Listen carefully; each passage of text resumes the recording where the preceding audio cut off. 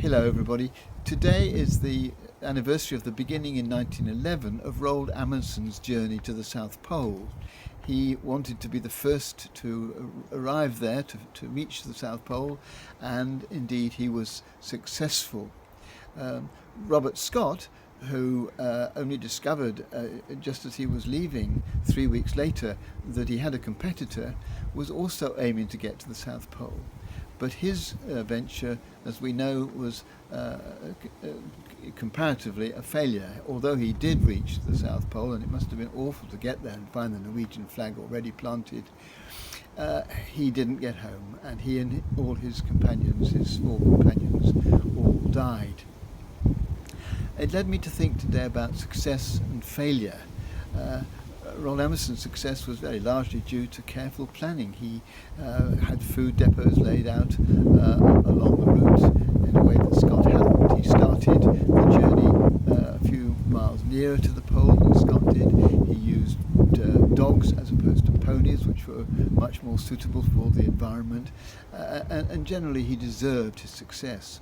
Scott, on the other hand, failed, and sitting in his tent with two of his companions already having died and one having gone off into the snow on his own, he must have wondered about failure.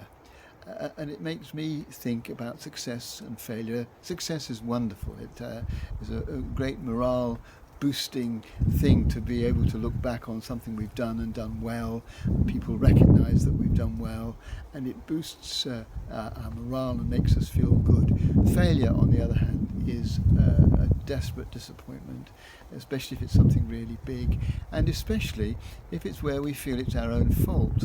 And although Robert Scott didn't have long, of course, to think about the mistakes he might have made, he must have realised that it was his responsibility, that his colleagues and he were were dying,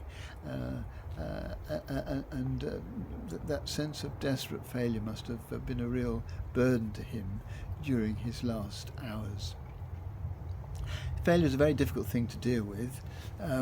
We can deal with it by apologising to the people that are affected by our failure. Robert Scott couldn't do that, but he did leave in his journal, his last words in his journal was, "For God's sake, take care of our families."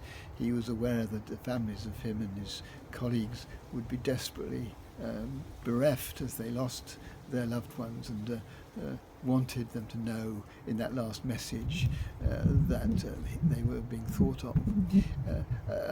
Another way of dealing with failure is for us to think about how we would react to someone else who'd failed in the same way, and I think almost certainly we would want to put our arms around them and embrace them and encourage them and say that we still love them. And I think probably we need to do that for ourselves, to embrace ourselves with love and to remind ourselves that we're lovable and there are plenty of good things in our lives, even though some things have been responsible for that failure. Or we can simply deny that we've failed, push it aside, and this isn't really healthy mentally, nor does it provide the opportunity which failure can provide for learning from our mistakes, for looking back on what's happened and not doing the same next time. Robert Scott sadly didn't have that opportunity, but most of us do when we've failed, and it's what can often turn failure into something that's a bit more positive. And today is a day while I rejoice with those who are experiencing success. I am aware of how awful for many people failure can be and what a burden it can be to carry a sense of failure around. But just hope that out of failure we're able to see the possibilities of something new, so that what seems to be sometimes the end of the world can in fact be a new beginning.